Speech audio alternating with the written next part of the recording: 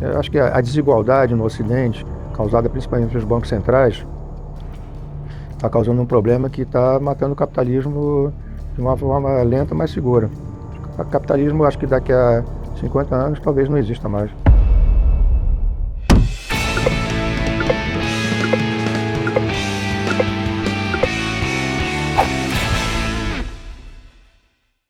Bom dia, boa tarde, boa noite. Estamos aqui hoje para mais um Café com Quineia e dessa vez um Café com Quineia para os entusiastas do mercado, para as pessoas que gostam de trade, para as pessoas que gostam de gestão, para você assessor, para você pessoa física, para você outro gestor ou analista de mercado que quer saber mais do mercado. Que a gente está trazendo aqui para vocês hoje é uma lenda viva do mercado brasileiro, tá? Um dos maiores traders do mercado que participou de todo o histórico do mercado brasileiro. E se a gente tem um mercado financeiro da magnitude que a gente tem hoje no Brasil, com a pletora que a gente tem hoje no Brasil, um dos responsáveis por isso é André Jakuski, que vai estar aqui com a gente hoje. Tá? Ele que fundou o Pactual, ele que foi um dos precursores de trazer o mercado internacional para o Brasil, ele que foi um dos precursores de gestão do Brasil, fundador da JGP. Tá? Toda essa bagagem vai estar sendo dividida aqui com a gente na próxima 1 hora e pouca. Tá? Sem mais demoras, eu queria dividir isso aqui. André, muito obrigado por estar aqui hoje. É um super prazer estar esse momento aqui com você. Bem, para mim é que é uma honra estar com você, amigo de tão longa data, e espero que seja divertido para a nossa audiência, né? Com certeza será. A gente vai ter bastante história para contar.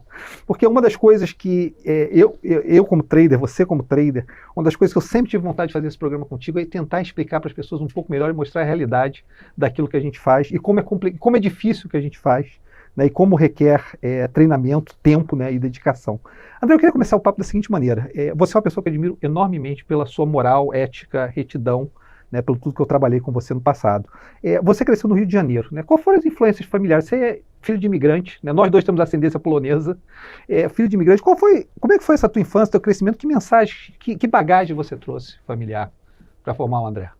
Eu acho que os meus pais vieram aqui depois da guerra, né, para o Brasil. Eles lutaram na guerra, na Segunda Guerra. Tanto meu pai como minha mãe eram da resistência polonesa. E depois da guerra, não tinha o que fazer na Europa. Passaram um ano na França, depois emigraram para o Brasil. Por que Brasil? Porque tinha família no Brasil, no Canadá e na Austrália. O visto do Brasil, seu primeiro, vieram para o Brasil. A história é muito simples.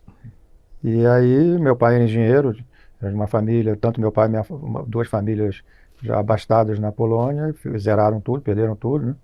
E aí, meu pai era engenheiro, mecânico, e no dia que ele chegou no Brasil, já foi contratado, que tinha falta de engenheiros no Brasil, e daí foi embora. E aí, trabalho duro, né? Aprender a língua e tudo. Então, foi embora e o interessante é que meu pai se considerava mais brasileiro que polonês.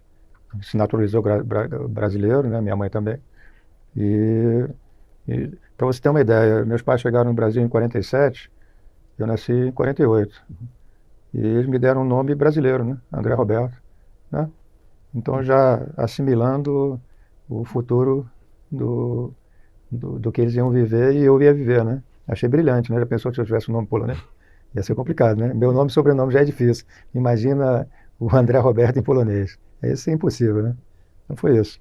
E que tipo de valores você teve na tua infância dos teus pais? Acho que é austeridade, né? Meus pais não tinham muito dinheiro, porque tinham que reconstruir a vida, né? Demorou, né? Então a minha infância foi austera, né? Disciplina, austeridade, filho único, nascido 11 anos depois do casamento deles, né? Então, muito carinho e muita porrada. E aí você decide como carreira seguir a tendência do teu pai. Teu pai era engenheiro, você resolveu ser engenheiro também. Por desistência, né? Por desistência? Porque eu não queria ser médico, não queria ser advogado, não queria ser arquiteto, não existia a profissão de economista. Então, vou fazer a mesma coisa que meu pai, vou ser engenheiro mecânico. Aí, eu era muito bom aluno, passei em primeiro lugar na PUC e fui fazer engenharia. Só que eu descobri depois do segundo ano, que no primeiro e segundo ano é química, física, né, coisa assim mais Cálculo, genérica. matemática. Aí quando começou a entrar na engenharia propriamente dita, resistência dos materiais, termodinâmica e tudo, eu pensei, pô, não estou muito afim não. Mas aí já estava naquela carreira, fiz estágio, todas as férias meus amigos iam para a praia, eu ia fazer estágio em várias empresas, né? Passar o verão todo lá estagiando para aprender as coisas. Mas aí justamente nessas aulas práticas, né, dos estágios, cheguei à conclusão, não gosto disso. Eu acho que, pô, você fazer alguma coisa que você não gosta, você vai fazer mal e vai fazer de má vontade, né? Então não vai dar certo. Aí eu já estava com uma antena ligada para fazer alguma outra coisa. Aí meu pai me disse assim, ó, filho, eu tô aqui, nessa época meu pai já tinha uma empresa dele. E aí, pô, temos essa empresa, nós não sabemos administrar, somos bons de vendas e essas coisas, mas administrar a gente não sabe. Meu amigo, meu sócio falou assim, ó, por que você não manda teu filho para Harvard? Nunca tinha ouvido falar, né? Uhum. Meu pai falou assim, aí eu engatei na ideia, porque eu já não estava muito feliz na engenharia, e aí eu fui pesquisar, né? Aí, naquela época não tinha internet, não tinha nada, obviamente, né? Mais de 50 anos atrás. Aí eu fui no Instituto Brasil Estados Unidos, que tinha uma opção de catálogo de várias universidades. Aí lá eu peguei o catálogo de Harvard, Columbia, Stanford, Cornell. Aí eu comecei a olhar e resolvi aplicar para Harvard, para Stanford e para Columbia. E naquela época você recebia por correio um formulário, preenchia aquilo tudo, anexava currículo escolar, aquelas coisas e mandava pelo correio. Eu recebi resposta de Stanford me aceitando, recebi Harvard me aceitando e Columbia não me respondeu. Imagino que tenha sido extraviado ou na ida ou na volta o papelório, né? E aí o processo decisório lá em casa foi muito simples.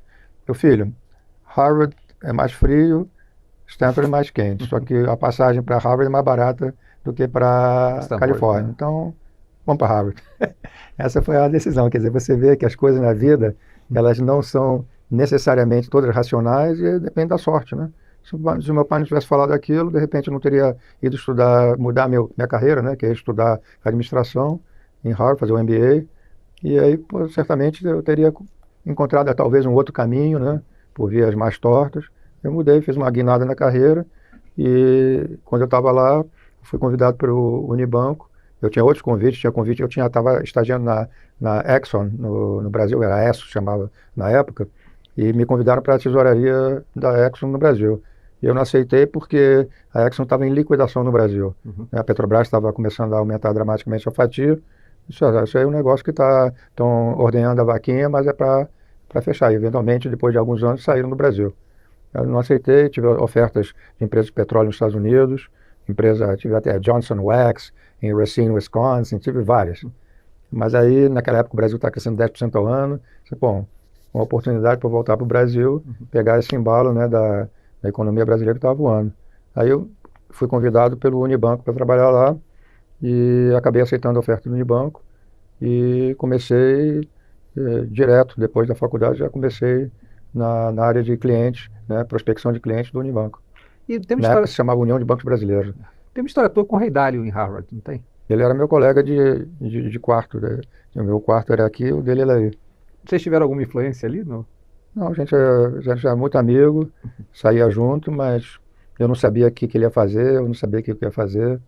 Era Daí mais você- amizade. Então você voltou para prospecção de cliente. E de prospecção de cliente, como é que você terminou na mesa?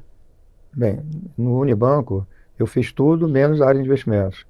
Eu fiquei 10 anos no Unibanco, eu fundei a empresa de leasing, um ano depois de eu ter chegado lá, e desenvolvi a empresa de leasing, depois passei diretor do banco de investimento, depois diretor do banco comercial, e fazendo cliente, empréstimo, né? Era dar crédito, emprestar a principal coisa. Também fazia a parte de captação externa de empréstimos para o banco em dólar, para o grupo também, 63, 4131. Mas eu tinha um hobby que eu desenvolvi de operar na bolsa para mim. Eu dava a corretora no andar de baixo, dava uma fugidinha, ia lá na corretora, olhava o mercado, comprava uma ação, vendia uma ação. E aí eu peguei o gosto do negócio. E o que aconteceu foi o seguinte: depois de 7 anos que eu estava no banco, eu fui chamado para ser tesoureiro do Banco de São Paulo. Só que eu era duro e eu perguntei para o meu chefe o que eu ia ganhar mais. Na verdade, o presidente do banco. O presidente do banco, não, você vai ganhar a mesma coisa, isso aí, o que mais? Não, 3 meses de aluguel. Aí eu cheguei em casa, não vai dar certo. Não tenho condições financeiras para aguentar o rojão. Também não gostava de São Paulo, que eu já ia para São Paulo toda semana, passava 2 dias por semana em São Paulo. Porque o banco estava todo mudando para São Paulo, né? Ele começou no Rio, foi todo mundo mudando para São Paulo. Aí isso foi em 79, 80. E aí, sim, não aceito. Aí quando eu falei isso, assim, acabou minha carreira no banco, né? Tem que tratar da minha vida e pensar em outras coisas. Nessa época, era o boom das distribuidoras de valores. Estavam ganhando muito dinheiro carregando títulos do governo no Open, né? Todo mundo estava ganhando muito dinheiro, eu era duro. Não sei assim, if you're so smart, how come you're not rich, né? Eu sou bom pra caramba, tal, mas pô, eu sou duro, então tem alguma coisa errada aí. Aí eu comecei a pensar, vou fazer uma DTVM. E aí, na ideia de fazer uma DTVM, consultei alguns investidores, porque eu não tinha dinheiro, né? Eu entrava com o trabalho, com as ideias, e eles entrariam com dinheiro.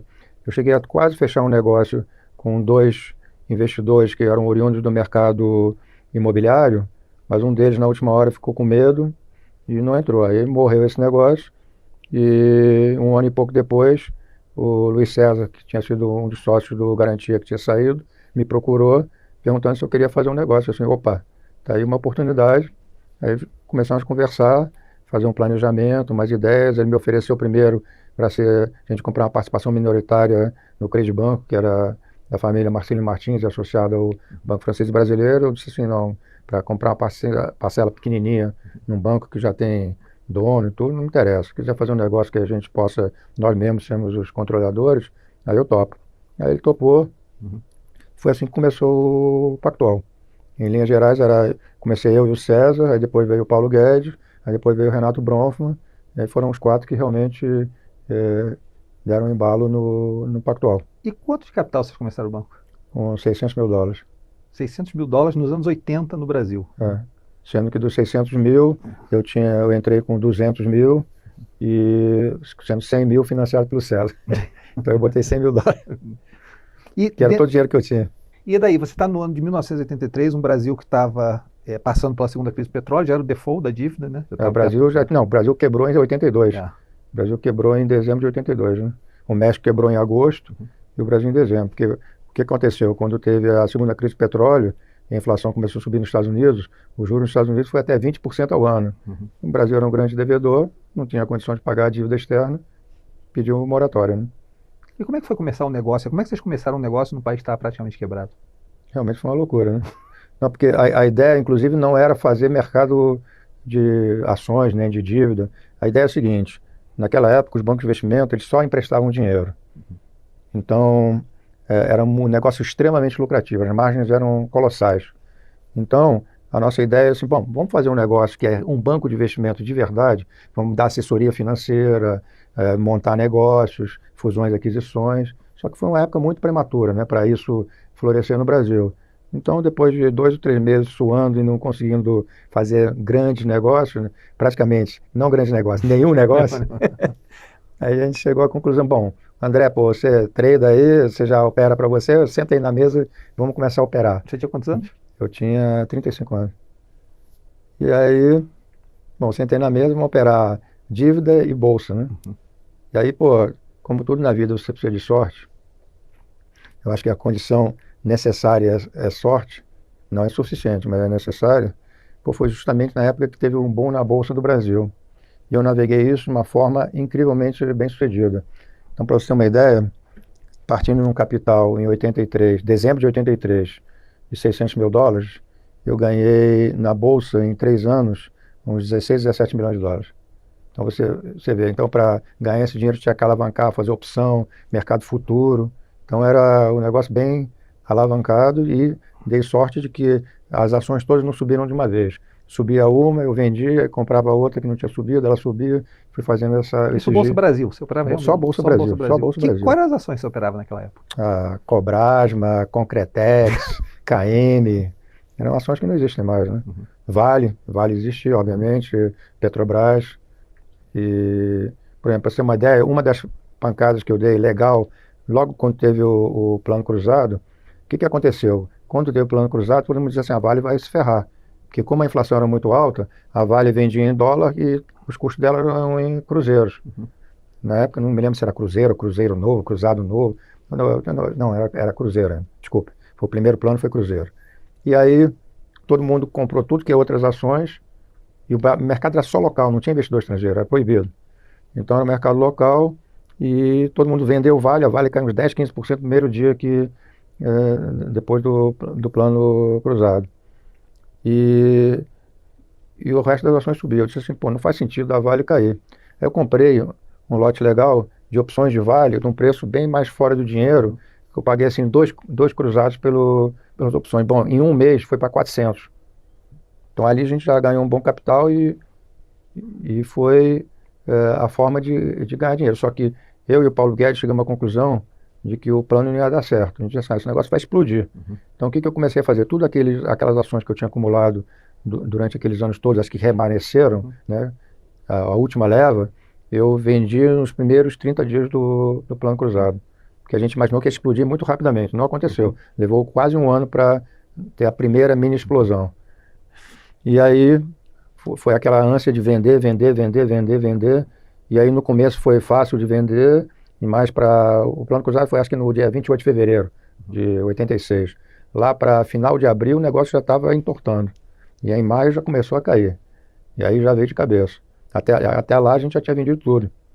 Então pegamos a alta de 3 anos e não peguei abaixo. Eu só fui comprar ação em dezembro de 86. Você vê, um ano depois praticamente que eu tinha vendido. E mesmo com essas compras que eu fiz, ainda perdi dinheiro. Porque o negócio caiu ainda mais. Então a gente teve muita sorte. E com isso, a gente juntou dinheiro para comprar uma carta patente de banco de investimento. Por quê? Até então, para ter uma carta patente de um banco de investimento, custava 10 milhões de dólares. Nós não tínhamos dinheiro. Mas quando teve o plano cruzado, o que aconteceu? Todo o float que os bancos tinham desapareceu. A rentabilidade do float, né? Porque de repente a inflação caiu para zero instantaneamente. Então os bancos que viviam de float começaram a perder dinheiro. Então, e tinham muitas agências. Então os bancos chegaram à conclusão que não precisavam dessas agências todas. Foram no Banco Central. O Banco Central criou um programa que cada agência valia 3 pontos. Então se eles vendessem a carta patente de uma agência, quem comprasse teria 3 pontos. Se você com 140 pontos, mais ou menos, você conseguia a carta patente do Banco Central de graça. Então o que a gente fez? A gente comprou do Banco Nacional, vários bancos, a gente comprou as carta patente de agências que iam fechando, pagando valores bem baixos, e com isso a gente foi no Banco Central e converteu uma carta patente de banco. E naquela época não tinha mais ninguém para competir com a gente. Então a gente teve uma vantagem de 2, 3 anos, porque depois de 3 anos começaram a distribuir carta patente de graça ao Banco Central para criar mais competição, a gente já tinha uma vantagem de quase 3 anos em relação aos concorrentes, que teve uma proliferação gigante de bancos. Você começou tradando aos 35 anos de idade, né? Não foi uma coisa planejada, né? Você não conseguiu fazer negócio, você começou a tradar e você multiplicou o capital mais de 20 vezes. Você não teve mentor, né? Você não teve um treinador, alguém te... Não, eu fui o meu próprio mentor porque eu já operava para mim, né? Mas como é que foi? Você acha que você teve uma habilidade, você tem uma habilidade natural com isso? Ou foi simplesmente insistindo e persistindo para que você conseguisse? Eu vou te dizer, eu dei muita sorte, como eu te falei, que eu peguei uma fase boa de mercado, né? E eu já estava mais ou menos, já tinha malandragem, porque já operava há 5 anos para mim, né?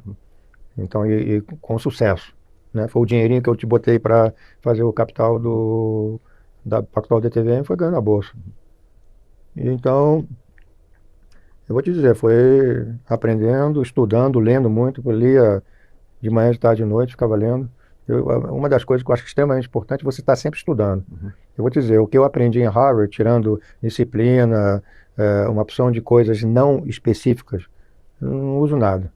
Entendeu? Tirando disciplina, persistência, trabalhar em ambiente de pressão, isso eu aprendi e foi extremamente útil, é uma lição de vida. Agora, os cursos que eu fiz lá, eu aproveito muito pouco. Tá certo? Por quê? Porque tudo que eu aprendi depois é mais importante do que eu aprendi antes. Por quê? Porque eu fiquei estudando e estudo até hoje. Eu acho que você tem que estudar permanentemente. O Ralph Waldo Emerson tem essa frase maravilhosa que ele diz assim: os livros que eu li são iguais às refeições que eu tive. Eu não lembro de todos eles, mas eles me fizeram a pessoa que eu sou hoje. Exatamente. Então você tem a combinação de leitura, experiência própria, né? Que nada substitui a experiência própria, né? Então, ao longo do tempo, você vai aprendendo uma opção de coisas e tentando aprender com os próprios erros, né? E uma das coisas que para o trader é terrível, que o maior inimigo do trader é ele mesmo, né? Então, os próprios problemas que você causa por suas reações intempestivas são os problemas que destroem a grande maioria dos potenciais traders, né? Porque é muito difícil você ser bem-sucedido de uma forma consistente. Pode dar sorte. Por exemplo, eu dei muita sorte naquele período que antecedeu o plano cruzado. Mas tem momentos que você tem sorte, se você não tiver a competência também para fazer as transações no timing certo, buscar os melhores negócios, você não vai ter um resultado legal. Então, acho que você tem que resistir aos impulsos que você tem. Você impulso de comprar de repente, sem ter pensado, tem uma reação de correr atrás do mercado que subiu, correr atrás do mercado que caiu.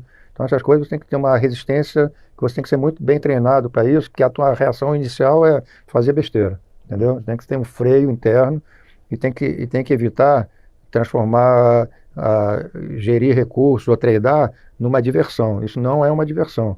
Muita gente acha que vai chegar de manhã e vai se divertir no mercado, aí ferrou, entendeu? Você tem que ser frio, mas muito frio, e tentar resistir aos seus impulsos mais nefastos.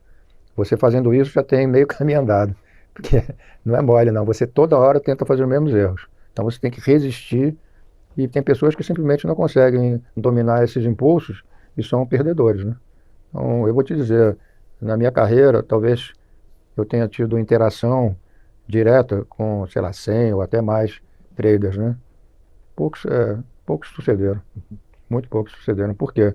Porque ou não tinha perseverança, é um trabalho insano. É um negócio assim, que olhando de fora parece que é um passeio no parque. Mas você está sempre frustrado. Não comprei, devia ter comprado, devia ter vendido, não devia ter feito isso, comprei pouco, comprei muito, pô, vendi pouco, não vendi muito, devia ter feito isso, devia ter aquilo, você está sempre sofrendo. O trabalho do trader é sofrer, Você está sempre sofrendo, já está sempre chateado consigo mesmo, pô, com raiva, porque você fez isso, não fez aquilo, não sei o quê. Então você está sempre frustrado. Agora, você tem que ter outra característica, você tem que se treinar.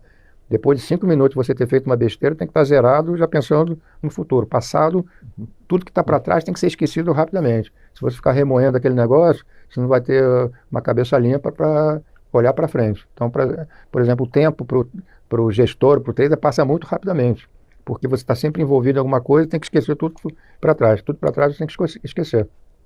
Se não esquecer, não vai dar certo. Se ficar remoendo, pensando. Você ficar irritado, depois de algum tempo muito curto, você tem que esquecer. Já era, dane-se, olhar para frente. Entendeu? Sabe que eu vi o Guardiola outro dia, eu vi duas coisas interessantes. Eu vi o Djokovic falar isso, ele dizia assim, qual é a principal característica, né, da capacidade mental do tenista? Ele falou isso, a capacidade de se perdoar. Quanto mais rápido você se perdoa, você é ser humano, né, você sente o flow de emoção, mas quanto mais rápido você se perdoa, você volta. E o Guardiola falou a mesma coisa no Manchester City. Ele falou, olha, o top player é aquele cara, ele perdeu o gol, ele pode ter perdido 7 gols, passou aquela situação, ele volta como se nada tivesse acontecido, ele vai tentar de novo.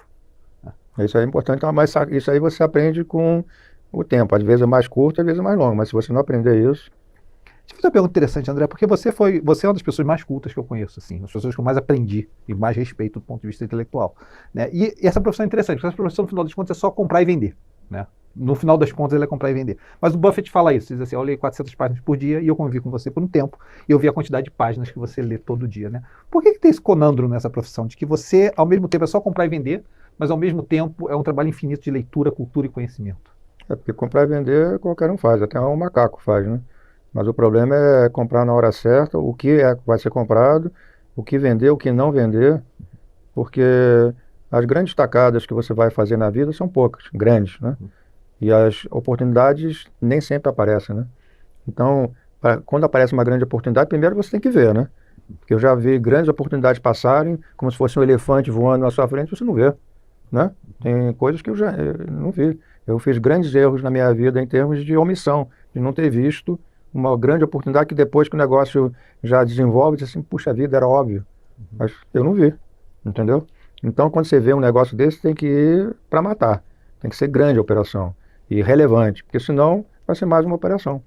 Então, eu tive algumas situações durante a minha carreira que eu tive grandes oportunidades, eu vi e investi, entendeu? Então, esse negócio de comprar e vender é fácil de falar, porque é fácil jogar futebol, né? Qualquer moleque aí de 2 anos de idade, você dá uma bola para ele e sai chutando. Agora, quantos Pelés apareceram, né? Então, é muito, assim, tricky você falar que é só comprar e vender. É um negócio muito complexo, frustrante, não é uma coisa determinística. Você é engenheiro, você faz um projeto, constrói uma ponte, constrói uma barragem, se você fizer um negócio direito, vai ficar de pé e vai persistir. Aqui não, você pode fazer tudo certo, o mercado vai fazer errado. Vou te dar um exemplo hoje, né? O Trump foi eleito essa noite, todo mundo diz, isso é péssimo para os mercados emergentes, o real vai abrir rasgando, né? Quando abriu o mercado, abriu, sei lá, 584, 585, quando eu cheguei aqui, estava 570. Eu disse, não era para subir? Caiu, ontem fechou a 75, 76, está 70. Uai, por quê? Entendeu? O mercado dá nó, porque Não é uma coisa, é um ser vivo, né? São milhares de pessoas interagindo e tem emoções envolvidas, tem investidores de curto prazo, investidores de curto prazo e longo prazo, tem investidores que estão lá para fazer day trade, tem investidores que vão carregar posição por semanas, meses. Então é uma interação, é um ser vivo, né? Então é como se fosse uma opção de garotinho correndo atrás de uma bola de futebol, né? Quando tem a molecada de 5, 6 anos, onde está a bola está todo mundo, né? Então, mais ou menos o mercado é isso, né? Então não é uma coisa que você consegue prever o que vai acontecer, mesmo se você tiver todas as informações.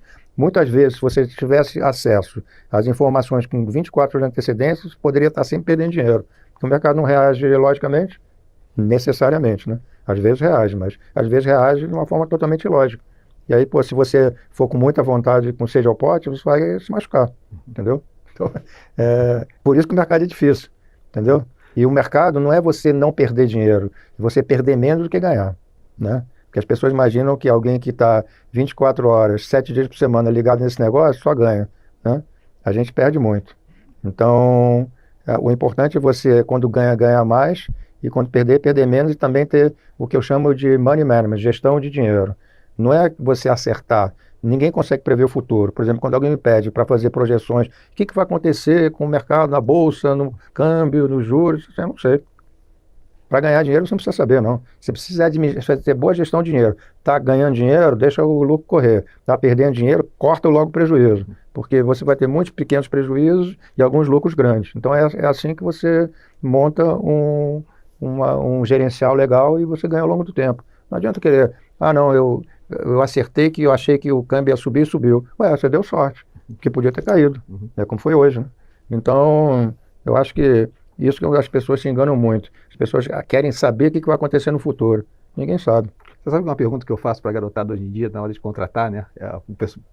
Perguntar o seguinte: vem cá, se o criador viesse para você e dissesse assim, daqui a 12 meses, esse é o valor da S&P. Ele te deu o valor da S&P.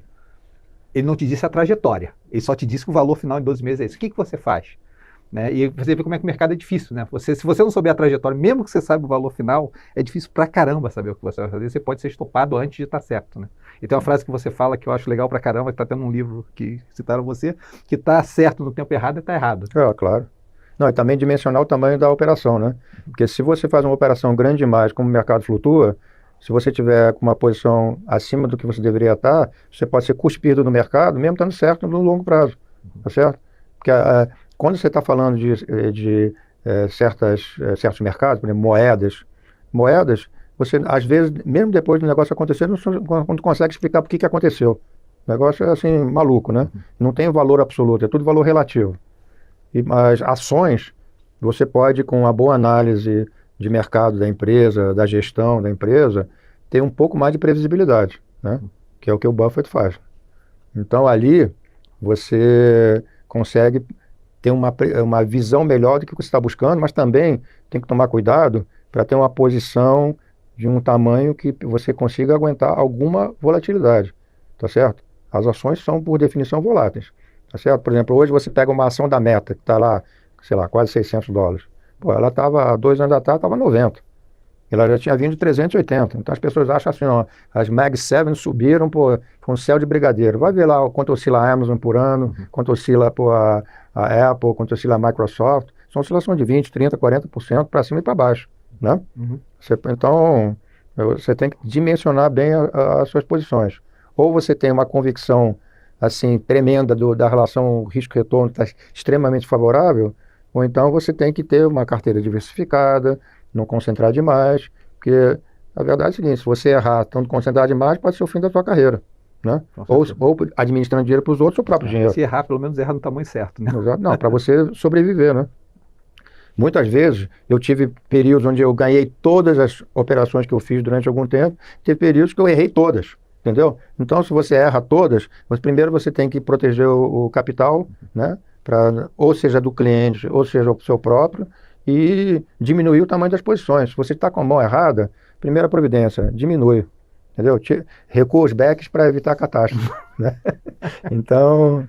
Você sabe que hoje em dia, eu até aprendi isso com você, sabe que hoje em dia quando eu boto uma posição, eu tenho muito isso, por exemplo, hoje o mercado Começou abrindo para cima quando 11 horas da noite, né? O mercado começou a subir e eu tinha que tomar uma decisão. Se eu ia comprar mais do mercado ou não comprar mais do mercado, dado que a Pensilvânia estava indo para o lado do Trump, né? Eu nunca penso, na verdade, na situação de se eu vou ganhar dinheiro ou não vou. Eu penso na seguinte situação: se der errado, qual é a reação que eu vou ter? Né? Para poder medir o tamanho da posição e o quanto eu vou sentir de dor e se eu aguento aquela dor naquele momento. Né? Eu acho que depois de um tempo de experiência de trader, teu gerenciamento inteiro é, se der errado, como é que eu vou agir? Já se conhecendo, né, como trader. Uma coisa que é importante, você começou com 600 mil de capital e daí você estava com 18 milhões. Você é conhecido no mercado como uma pessoa que tem um gerenciamento de risco rígido. Né? Eu trabalhei com você, eu sei disso. Você acha que veio do fato de que você veio de um começo bem humilde, numa situação difícil, e você teve ali, da maneira difícil, galgar de zero de capital, 100 mil que você começou, metade emprestado pelo Luiz César, para você formar o seu capital? Você acha que essa origem fez o André Jacuzzi ou não? Eu vou te dizer o seguinte, que as oportunidades hoje são menores em termos de potencial que você consegue visualizar com facilidade do que quando eu comecei. Quando eu comecei era uma terra de cego, entendeu? Então tinha papéis que eram incrivelmente baratos. Eu só lamento que não tinha dinheiro naquela época. Eu já teria arrebentado em termos absolutos de uma forma incrível, porque tinha negócios que não valiam nada. E eram empresas, a KM, que veio a ser uma parte importante da Vale, por 1983, 84, valia $1,5 milhão a empresa. $1,5 milhão. Foi vendida, acho que para a Vale, por $400 milhões. Hoje, essa parte deve valer bilhões de dólares, entendeu? Então, os preços não valiam nada. Quando eu comecei a trabalhar na Bolsa, para te dar uma ideia, o Bradesco valia $60 milhões, o Banco Bradesco, o Itaú valia 30 e o Unibanco valia 15. Tanto que, você teve um revendedor da Caterpillar na Bahia que comprou 10% do Unibanco, a Baema. Não valia nada, entendeu? Eu comprei pedaços grandes de empresas na Bolsa com pouco dinheiro. Hoje isso não existe, entendeu? Mercado sofisticado, a tua concorrência é muito grande. Onde é que é fácil tirar dinheiro? Quando o governo faz erros, que você tira dinheiro do governo, que é muito mais fácil tirar quando ele está fazendo besteira do que tirar do mercado do seu concorrente, que é esperto, inteligente, que nem você. Então, muitas tacadas que foram dadas em cima de erros do governo. Por exemplo, quando teve o Plano Real, a gente arrebentou de ganhar dinheiro tomando dinheiro em dólar, aplicando em real a juro real de 40% ao ano. Era tirar bala de criança, entendeu? Várias vezes o governo fez erros e isso permitiu a gente ganhar dinheiro, entendeu? Então, quando você vê, várias vezes eu ganhei dinheiro prevendo uma Maxi no passado, porque o negócio estava tão óbvio que você com 2, 3, 4 meses de antecedência sabia, vai ter que acontecer. Aí você se posicionava, acontecia, você faturava. Hoje em dia é muito mais difícil, mas ainda existe, entendeu? Então, eu acho que você tem que estar sempre alerta às oportunidades. Você tem que estar sempre atento, olhando para tudo, prestando atenção em tudo. Às vezes você dá uma piscada de olho, dormiu no ponto, passou, entendeu? Uma coisa que você ficou conhecido, você começou no Pactual fazendo Bolsa Brasil, mas uma coisa que você ficou conhecido no mercado, inclusive quando eu te conheci, era a tua fama, é que você foi um pioneiro em trazer a Bolsa lá de fora, as informações lá de fora, ou ver o que estava acontecendo lá fora e refletir isso no Brasil, enquanto outras pessoas não eram capazes ainda de fazer isso. Como é que deu esse processo de você operar a Bolsa Brasil, para você começar a operar a Bolsa lá fora, perceber o que estava acontecendo lá fora e trazer isso para a realidade brasileira? Eu comecei a operar mercado internacional em 1986. Justamente quando o Brasil estava entrando numa fase ruim depois do Plano Cruzado. Então, a minha ideia sempre foi, eu não posso depender só de um mercado, tem que pensar em outras coisas. Então, eu me interessei em operar moeda, operar commodities, bolsa até menos de ações individuais do que macro, né? Eu até hoje sou muito mais macro do que micro. Eu não tenho uma competitividade para disputar com analistas que estão nos Estados Unidos sobre empresas. Eu vou ser o último a saber quando tiver alguma novidade, uma modificação. Eu posso comprar ações se eu tiver uma indicação de alguém que eu respeite, tá certo? Não uma análise sell-side, mas uma análise bem fundamentada, eu faço, coloco, mas não coloco muito, tá certo? Então eu faço mais macro. Eu me sinto muito mais à vontade, eu me acho super competitivo em macro. E uma das razões que eu parti mais para o mercado internacional, chegou um momento na época do Banco Pactual, que eu era um dos maiores players no mercado. Eu tinha uma dificuldade enorme de comprar e de vender. Eu começava a comprar quando estava todo mundo vendendo e começava a vender quando estava todo mundo comprando. E era muito chato. Um trabalho fisicamente extenuante. Com 2 telefones no ouvido, gritando para o corretor. Hoje em dia é um silêncio, você faz tudo eletronicamente, né? E você mesmo faz. Então, eu sempre busquei alguma coisa onde eu pudesse diversificar. Porque, por exemplo, eu era um dos maiores operadores, assim, talvez o maior de Telebrás no Brasil. Vou passar minha vida até a morte operando Telebrás, tanto que a Telebrás morreu antes de mim, né? Então, pô, foi onde eu ganhei mais dinheiro, assim, em termos relativos na minha vida. Foi em Telebrás, entendeu? Pô, peguei a $2, pô, fui vender a 30 e cacetada dólares e em pouco tempo uma posição gigante. Comprei 9,2% da Telebrás. A Telebrás valia $400 milhões, eu comprei 9,2%, 30 e poucos milhões de dólares. Comprei quase 10% da empresa monopolista de telecomunicações no Brasil. Isso não acontece mais, não existe, entendeu? Passou o elefante, eu vi e cacifei.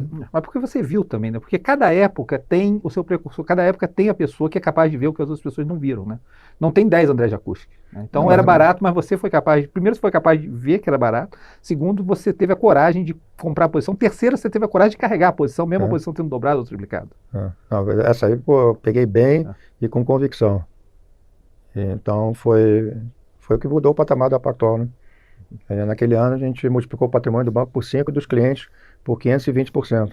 Foi 520% quer dizer, multiplicou por 6, né? Foi um negócio importante, fez a diferença. E aí, num certo momento, você decide deixar o banco. É o que é vinculado na imprensa, que o Luiz queria comprar um banco de varejo, você achou que não era o caminho, você e Paulo acharam que não era o caminho, e você decidiu seguir na JGP, né, montar o seu próprio negócio. Quando você montou a JGP, era 98. 98 não tinha gestores no Brasil, né? Era o precursor naquela época, né? Você pensou aquilo como teu family office ou você pensou que aquilo seria um negócio de uma gestora? Foi um negócio engraçado. Quando a gente resolveu fazer a JGP, foi um período muito assim, estressante ali, aquele finalzinho lá da minha vivência lá no Banco Pactual. Aí eu disse assim, vou tirar 2 semanas de férias. Aí eu fui para a Europa com minha mulher. Quando eu voltei, tinham contratado 50 caras. O Paulo tinha chamado uma opção de gente. Eu disse, nossa senhora, como é que vai gerir esse troço todo? Porque eu estava pensando assim, vamos fazer um family office, né, gerir o nosso próprio dinheiro, dos outros sócios que vieram. Eu disse assim, nossa senhora, tem que virar uma gestora, né? Foi a história, foi assim. Foi assim. Aí, pô, a gente passou Mas a gente já tínhamos experiência de gerir dinheiro para clientes, né? Já geria dinheiro desde 84 para clientes e também para portfólio próprio, né? Então não era nenhum bicho de 7 cabeças, né? A gente começou com um fundo offshore e depois a gente começou um fundo onshore. O Max. Não, o Hedge. JGP Hedge. E foi crescendo gradualmente, virou um negócio de no começo a gente nem queria captar muito, a gente abria o fundo, fechava, ficava 1 ano e meio fechado, aí abria, captava um pouquinho. A cabeça não estava muito focada em fazer um business de verdade. Só depois que a gente dizia, não, o Brasil está melhorando, vamos fazer um negócio para valer, entendeu? Foi mais ou menos assim. André, uma coisa que eu sempre me impressionou em você é rotina. Eu lembro que eu chegava de manhã na JGP, você abria sua malinha, você já tinha lido tudo que foi dado para você no dia anterior, você distribuía para as pessoas. Você não saía da sua mesa da abertura do mercado ao fechamento do mercado, né? Você comia a mesma coisa no almoço todo dia, bebia o mesmo tipo de água todo dia, e você só ia cuidar da JGP depois do fechamento do mercado, né? Disciplina foi o fator da tua vida? Não, eu sempre fui disciplinado, mas disciplina só não basta, é condição necessária, mas não o suficiente, né? Eu acho que o objetivo é você, no curto tempo que você tem durante o dia, tentar maximizar a absorção de informação. Basicamente isso. Informação. Informação gera ideias geram ações geram investimentos e, se Deus quiser, lucros, né? Então, sempre foi... O objetivo principal era estar informado para poder agir. E eu sempre almocei na mesa, porque o mercado, ele não para, né? Só tem um mercado grande que eu conheço que para almoçar, que é o Japão, né? Tem uma hora de almoço. O resto do mundo é direto, né? Se bem que no Brasil, quando eu comecei, tinha hora do almoço. Então, as coisas acontecem a qualquer momento, né? Então agora, por exemplo, com o Trump como presidente, você vai ter que ter o seu Twitter ligado lá, e talvez aquele lá, o né? Truth Social, né? Para ver o que o cara vai falar, porque vai mexer no mercado. Então, se você estiver almoçando fora, de repente, ou você vai deixar de ganhar dinheiro ou vai perder. Então, eu sempre achei que tem que estar ligado. Não necessariamente 100% do tempo você tem que estar ligado, porque você tem que dormir, tem que fazer uma opção de coisa, mas se você tem posição... Lugar de trader é na mesa. Eu quando tenho uma posição grande, e eu estou desconfortável, começo a sentir dor nas costas, o negócio está me avisando que a posição não é boa, entendeu? O negócio é assim intuitivo, aí eu vou lá e zero. Mesmo que não tenha nada assim que esteja acontecendo, assim, não estou confortável, não posso estar num negócio que não esteja confortável, né? Às vezes você faz a operação, o negócio não está evoluindo do jeito que você quer, mas não está perdendo dinheiro, também no 0 a 0, começa a sentir aquela dorzinha nas costas e assim, meu amigo, cai fora. O que você aprendeu na vida? Tipo assim, eu sempre faço essa pergunta muito trader. Entre tradar os mercados que estão na sua time zone, que estão no seu horário normal do seu ciclo circadiano ali, né, de 8 da manhã às 8 da noite, e os mercados que são noturnos. Como é que você aprendeu a lidar com isso na vida? Bem, a facilidade é a seguinte, bolsa, com raras exceções, eu só opero no nosso fuso, tá certo? É muito mais fácil operar mercado que não fecha, que opera 24 horas, que é o mercado de moedas, por exemplo, tem uma liquidez 24 horas enorme. Algumas moedas não, mas como o real não tem, mas as grandes moedas, todas têm liquidez 24 horas, você trabalha com stop, entendeu? Você coloca stop no computador, vai dormir. Estopou, paciência, amanhã é outro dia, pode ser que tenha outra oportunidade. Então, por exemplo, juros, não me incomodo. Porque tem dois tipos de operação, né, Rui? Tem operações que você está operando no horizonte mais curto, alavancado, e tem posições que você compra ativos não alavancados, e aí você tem vontade de carregar isso por longos períodos. Eu tenho posições que eu estou carregando há 5, 6 anos, não tem problema. Mas, quando é alavancado, tem que estar ou com stop ou olhando, entendeu? Às vezes o stop é detrimental, que é caçado, né? As pessoas caçam, quando a operação é importante, caçam o teu stop, então você tem que disfarçar.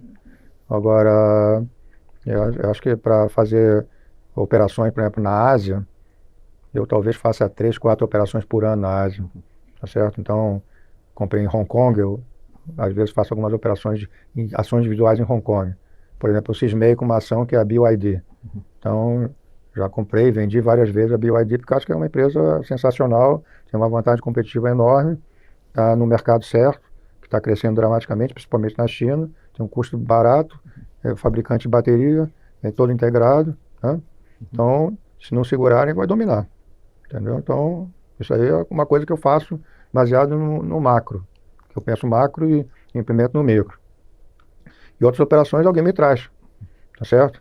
Por exemplo, vou te dar um exemplo. Lá no escritório o pessoal descobriu a Sigma Lithium. Bom, então me explicaram o negócio assim, faz sentido, quando não valia nada, quando valia 2, 3 dólares americanos. Eu fiz uma posição grande, quando o negócio desenvolveu, chegou a 30 e poucos dólares, eu vendi tudo, entendeu? Mas, normalmente eu não faço isso, entendeu? Normalmente é macro. Estou operando índice, ETF, entendeu? Shortear o ETF de utilities, comprar o ETF de semicondutores, ou comprar o S&P, vender o Russell. É isso que eu faço, entendeu? Eu não faço, assim, comprar uma carteira de ações americanas, eu não faço isso. Principalmente que um dos meus grandes erros, você fala assim, qual o grande erro que você já fez por omissão? No pós-crise de 2008, eu sempre achei, depois de 2002, 2003, a bolsa sempre achei cara. Por quê? Houve uma mudança de patamar das margens das empresas e não convergiu. Não teve a reversão ao mínimo, né? Então, as margens eram 8% dos lucros, das receitas, estão quase 14%. E ainda teve o efeito das Mag 7, né? Que descolaram do resto das ações. Então, eu sempre achava a bolsa cara. Então, deixei passar um elefante gigantesco voando, ganhando dinheiro de formas muito mais complicadas e difíceis do que sentar em cima e deixar rolar, entendeu? Então, eu assim, se você me perguntar 2 grandes erros que eu fiz, esse foi um grande erro, que eu subestimei a capacidade e a persistência da alta da Bolsa Americana.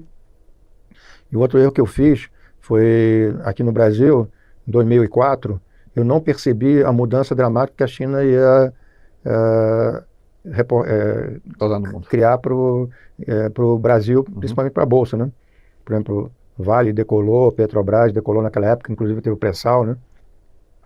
Ali eu demorei 1 ano e pouco para entender. Mas não foi só você. Entendeu? Eu demorei para entender. Eu me lembro que naquela época o noticiário local não falava da China. Não. Naquela época o noticiário local achava que era efeitos internos do Brasil. Que era o Lula que estava... Foi difícil. Porque você, foi logo no começo do governo Lula, tinha uma certa incerteza, né, quanto o que ele ia fazer, e as ações começaram a decolar e era a China, né?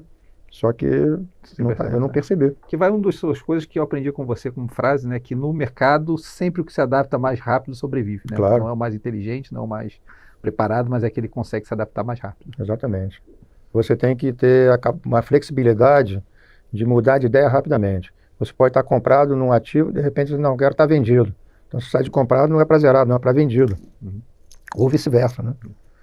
Eu me lembro quando eu comecei a operar com você, que você me chamou uma vez no canto, falou que eu estava operando com o Henrique na época, você chamou no canto e disse assim, Rui, toma cuidado, que ele muda de opinião muito rápido. Ele vai te deixar com a brocha na mão. Então você fica acordado e fica prestando atenção no que está acontecendo, porque pode acontecer. E eu aprendi essa flexibilidade mental, eu aprendi muito com você nessa época. Você tem que ser muito flexível, porque o mercado é que dita as regras, né? Você é um seguidor fiel do que o mercado está te falando, né? E deixa eu fazer outra pergunta para você, André, porque uma outra coisa também que eu aprendi de rotina com você. Você tem uma rotina gráfica, de gráficos, técnica todo dia, né? Que você acorda de manhã, você tem a sua parte fundamental, primeiro você vê todos os dados econômicos, depois você recebe o seu feedback do seu economista, e depois você parte por todos os gráficos do mercado, né? E o quão importante para você é essa rotina gráfica que eu assimilei de você, mas eu queria entender de você o que vem na cabeça do André, quão importante é isso como parte do seu processo? Para mim o gráfico é um mapa, né? É a mesma coisa que é um GPS para mim. Sem olhar o gráfico eu não faço nada. Não faço nenhuma operação sem gráfico. Se eu não olhar o gráfico eu não sei onde é que eu estou, de onde é que eu estou vindo, para onde é que eu posso estar indo. Então para mim gráfico, eu uso análise fundamental, análise gráfica e vários métodos de análise gráfica, Elliott Wave, análise técnica tradicional. Coisa muito importante, sentimento. Eu olho todos os indicadores de sentimento no mercado. Se o pessoal está comprado, posicionamento, entendeu? Então, uso uma série de variáveis para tentar formar um quadro que me leve a um ponto ideal de fazer uma operação. Não é o fundamento, porque onde os analistas buy-side e sell-side erram muito? Porque eles olham o que está acontecendo naquele momento com a empresa. Eu tento ver de onde é que está vindo e olhando outras variáveis para onde é que poderá ir, né? Então, normalmente os analistas são indicadores coincidentes do que já olhando no retrovisor. Eu tento sempre esquecer de onde é que eu estou vindo, porque eu acho que já está refletido no preço, e eu tentar fazer um cenário para frente, entendeu? Porque é tudo uma tentativa e erro, né? Você faz um cenário, faz uma operação, se o negócio estiver andando legal, se não tiver, você tem que questionar onde é que está o erro, né?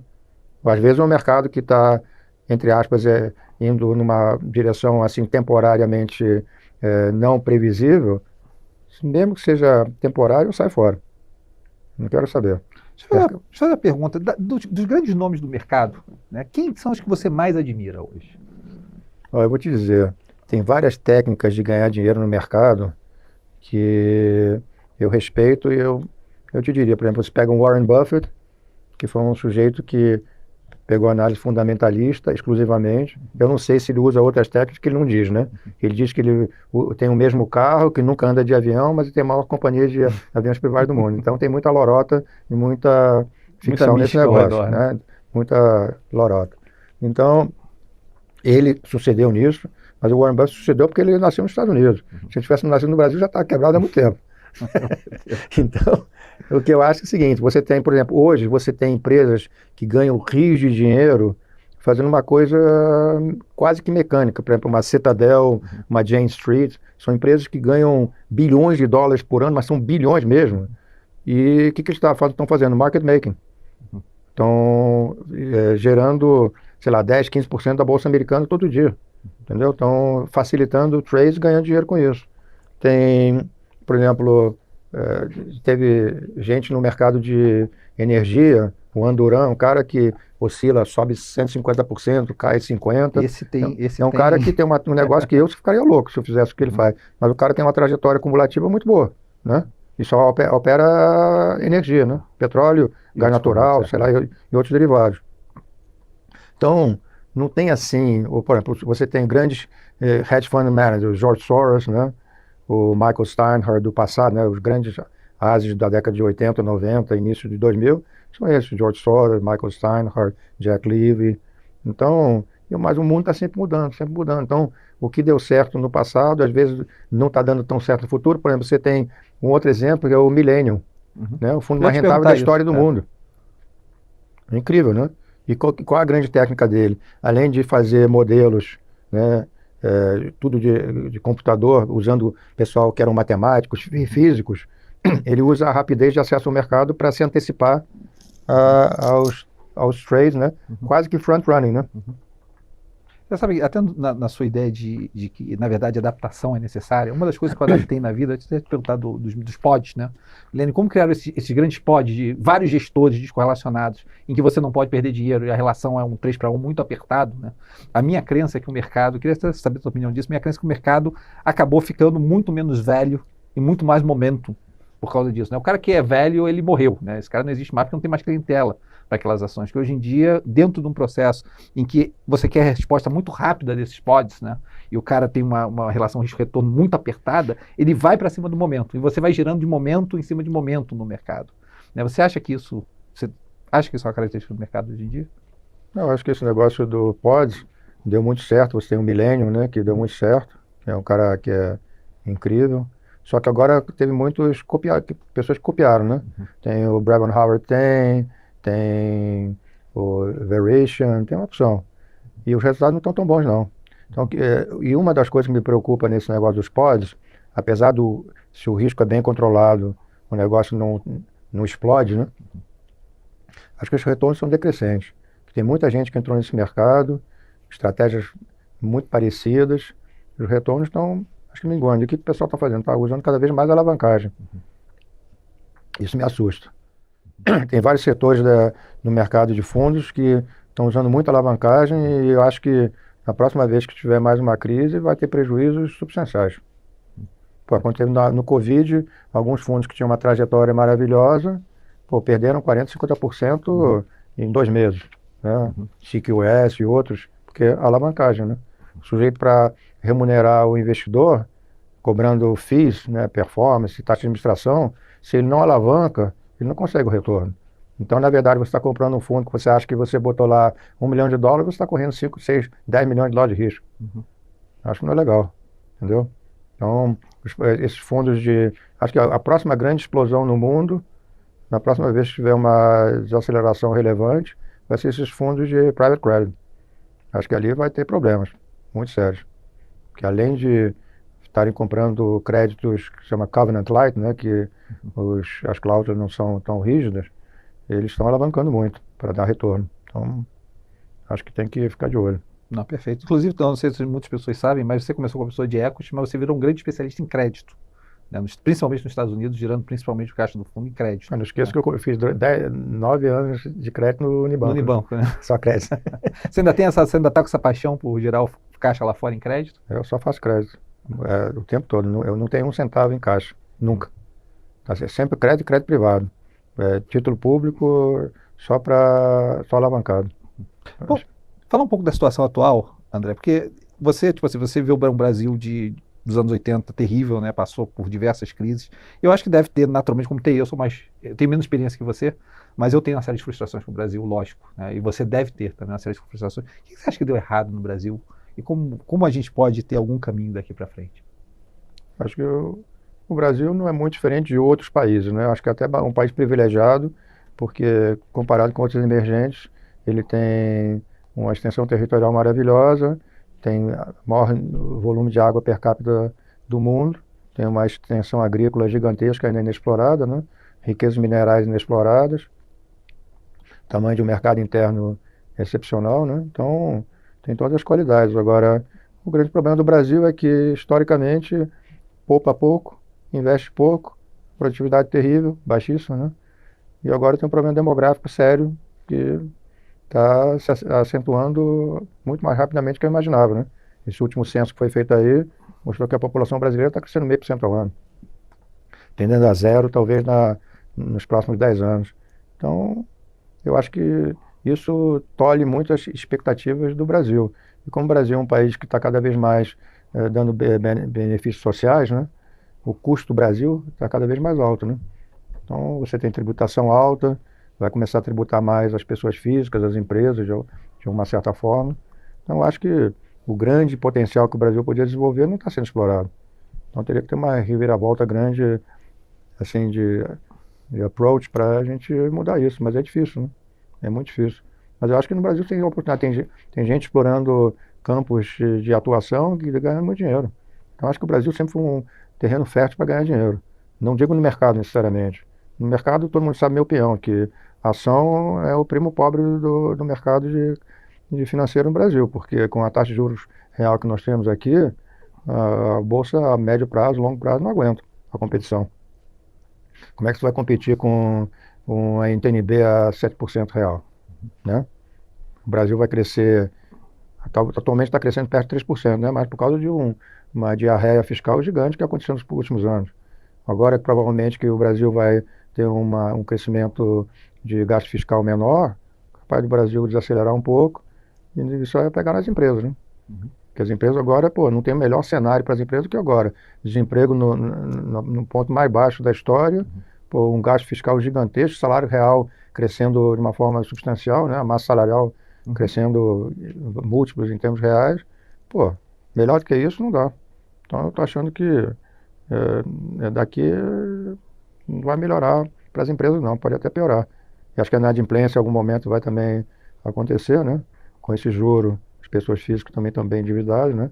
Graças a Deus que estão a pleno emprego e com a massa salarial crescendo, o serviço da dívida está ok so far, né?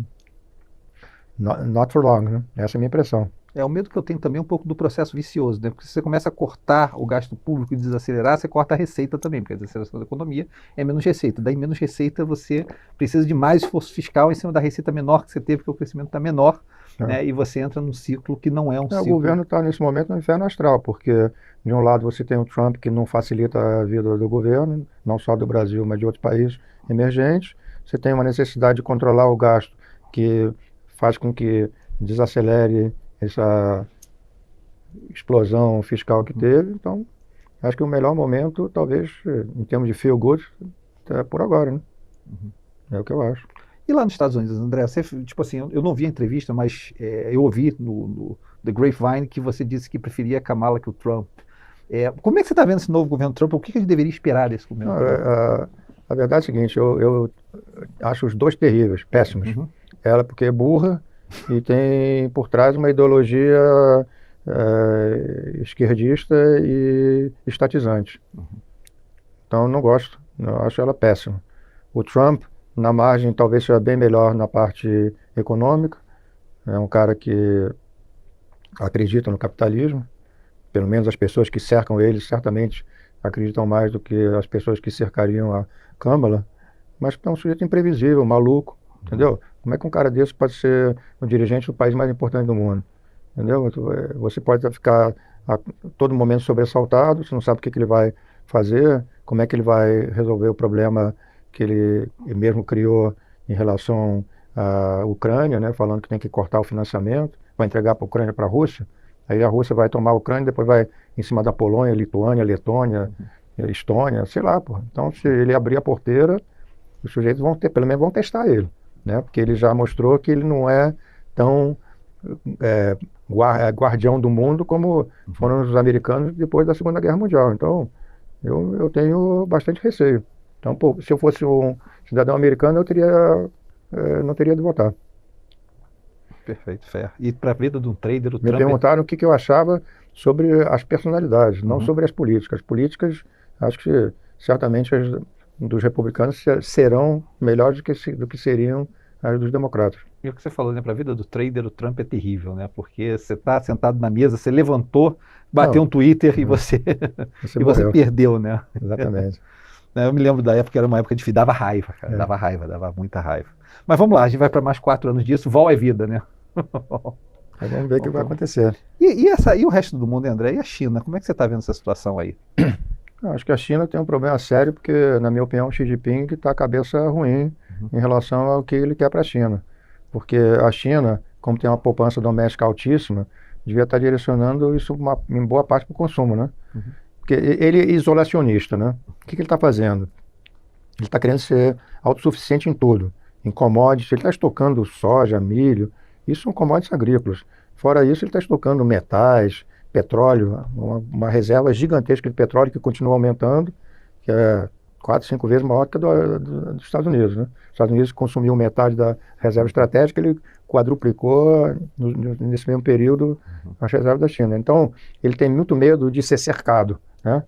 Os Estados Unidos já fez bloqueios, né, do Japão e de outros países em outras épocas, né, na pré-Segunda Guerra Mundial. Então, sempre ele tem esse negócio na cabeça de que ele tem que estar com reservas domésticas, não depender tanto do resto do mundo. Então, mas o erro é que ele acha que o investimento é suficiente para a economia chinesa crescer. A China tem um problema demográfico dramático, né? A população da China pode cair 50% nos próximos 60, 70 anos. Se ele não permitir imigração, vai ser um problema sério. A taxa de crescimento vai cair a cada ano, vai desacelerar, e ele não está promovendo o mercado doméstico, que para mim é no-brainer. E ele está se armando para a guerra, seja com os Estados Unidos, seja para invadir Taiwan. A capacidade bélica chinesa evoluiu de uma forma assim incrível nos últimos 10 anos. Mais 5 anos eu acho que eles estão numa condição superior aos Estados Unidos, mesmo investindo menos em termos absolutos, porque os Estados Unidos são muito ineficientes no investimento militar. É tipo uma máquina pesada, que é muito da máquina para ela mesma, né? Muito agente pendurado ali, os custos altíssimos, pagam muito caro por tudo.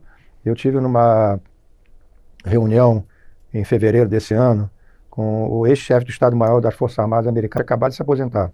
Estava ele, estava o Eric Schmidt, o ex-CEO da Google, e estava o cara que fundou a Palantir, que faz muito serviço para os militares, né? E a conclusão era de que os Estados Unidos estão muito mal em termos competitivos para as guerras do futuro. Por quê? Porque eles estão, por exemplo, ele falou assim, nós estamos construindo uma série de porta-aviões. Cada porta-aviões custa 5 bilhões de dólares, carrega 10 mil marinheiros. Com 3 mísseis hipersônicos, você destrói um porta-aviões e mata 10 mil marinheiros. Esses mísseis custam 500 mil dólares. Então, existe um descompasso. O que nós achamos que devia estar sendo feito é mais submarinos, e não porta-aviões. E nós estamos muito atrasados em termos de inteligência artificial, novas tecnologias. Daqui a pouco, aquele negócio que o Reagan tinha inventado, Star Wars, né? Vai ter um Star Wars, só que vai ser chinês. Né? Então, eu acho que os russos também, numa proporção talvez menor, que não tem tanto capital, também estão desenvolvendo muita coisa. Eu vi, essa semana me mostraram uma foto do F-35 americano e um J-35 japonês, igual, tudo copiado. Então, os japoneses não, chinês. Então, os chineses copiaram tudo, roubaram tudo, continuam roubando informação das empresas, das pessoas. Hoje mesmo saiu aí que eles comprometeram o celular de todos os políticos americanos, tem gravação, copiaram tudo. Então, eles copiam, roubam, copiam tudo e estão sendo mais eficazes, né? Eles estão passando por várias etapas e indo direto, né? Saindo como na África, o cara sai de não ter telefonia para telefonia celular sem a fixa, que era caríssima. Mesma coisa os chineses, estão desenvolvendo novas tecnologias, e lá os chineses são uma cultura de engenheiros, os americanos são cultura de advogados. Então, a capacidade dos chineses de realizarem é 10, 15, 20 vezes maior do que os americanos. O que os chineses fazem em um mês, os americanos fazem em um ou 2 anos. Então, está ficando para trás. Isso é muito ruim para o Ocidente, né? O Ocidente está cada vez menos pujante economicamente em relação ao resto do mundo, militarmente está ficando relativamente pior, e quando o Trump fala assim, não, nós vamos taxar 60% a China, eu fico pensando assim, quanto é que a China vai cortar de suprimento para o Ocidente de coisas, insumos médicos? Penicilina toda é feita na China. Agora mesmo tem uma empresa que fabrica drones nos Estados Unidos, que inclusive vende drones para a Ucrânia, que a China falou para a Panasonic, que tem uma subsidiária na China, não pode mais exportar bateria nem esses componentes. A empresa parou, está parada lá, não fabrica mais nada. Mas com outras tecnologias vai ser a mesma coisa. Você então acredita na teoria do Niall Ferguson de Guerra Fria 2.0?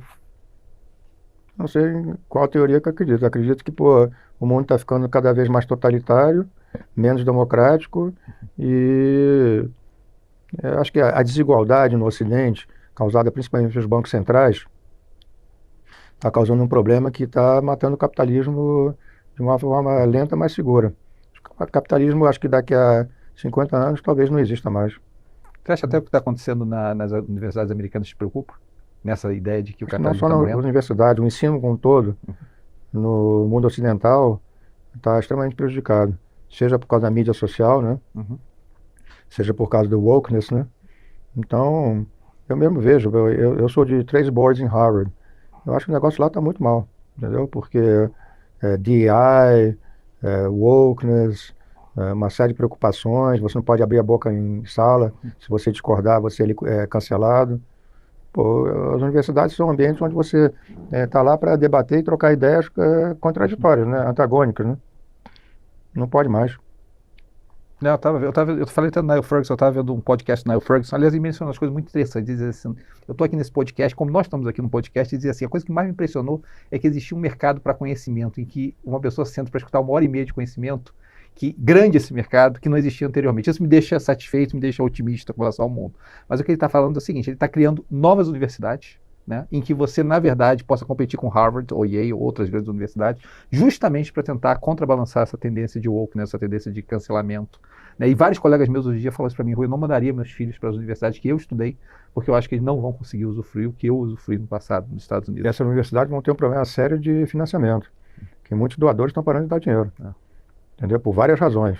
Seja por pessoal que é judeu por causa de Israel, do problema da Palestina, outros por causa desse wokeness, outros porque tem uma série de cursos que são dados que não fazem o menor sentido. Então, eu acho que e elas vivem muito de doações, né? Então, vai ter problema. É um dos poucos mercados onde o custo aumentou dramaticamente, o número de funcionários aumentou dramaticamente e o número de alunos ficou estável. E o custo aumentou demais. Pô, é um negócio muito mal gerido, né? Para a sociedade o benefício não cresce, né? Exatamente. É simplesmente um monopólio que você mantém pricing power mantendo o número de alunos estável. É que nem a Disney, que ano após ano aumentava a entrada da Disneylândia e era assim que ela aumentava o lucro, né? Aí chegou uma hora que a brincadeira acabou, né? Acho que, agora, pior até do que as universidades, que a gente está falando de universidade que mal ou bem ainda tem grandes professores, excelentes alunos, né? Você tem o problema do ensino médio e das crianças no mundo inteiro, né? Você vê no Brasil, cada vez tem menos crianças, cada vez se gasta mais em educação e cada vez mais os índices de provas do PISA ou estão estáveis ou estão caindo, né? Então você está botando mais dinheiro para um resultado pior para menos pessoas. E é uma coisa que está acontecendo nos Estados Unidos. Esse negócio de social media, pô, esse negócio está monopolizando a atenção das crianças. E além de problemas de suicídios, bullying, né? Bullying cibernético, o déficit de atenção é gigantesco. Ninguém mais lê nada, ninguém mais lê livro. Ficar só vendo TikTok, Instagram, Reels, né, subindo, essas coisas. Então emburrece, as pessoas emburrecem. O negócio de déficit de atenção é um negócio tão sério que nós mesmos, quando alguém me manda um videozinho que tem 5 minutos, eu não vejo, não tenho tempo.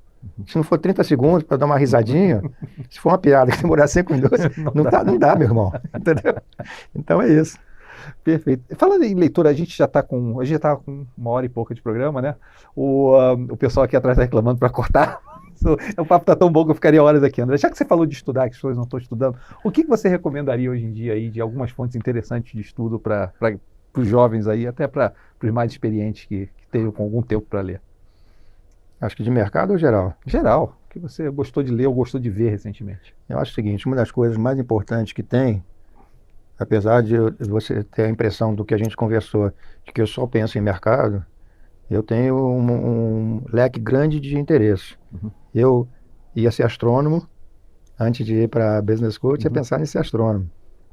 Você sabe o que eu também pensei? É? Daí um amigo do meu pai falou para mim assim, cara, astrônomo não dá dinheiro, não faz isso não. Foi o que meu pai me falou. Mas eu trabalhei durante 5 anos no Observatório Nacional, fazia pesquisa lá. E você tem um telescópio em casa? Tenho 2, um no Rio que não uso mais, por causa da poluição luminar, de luz também em geral, e tem um em Itaipava na minha casa.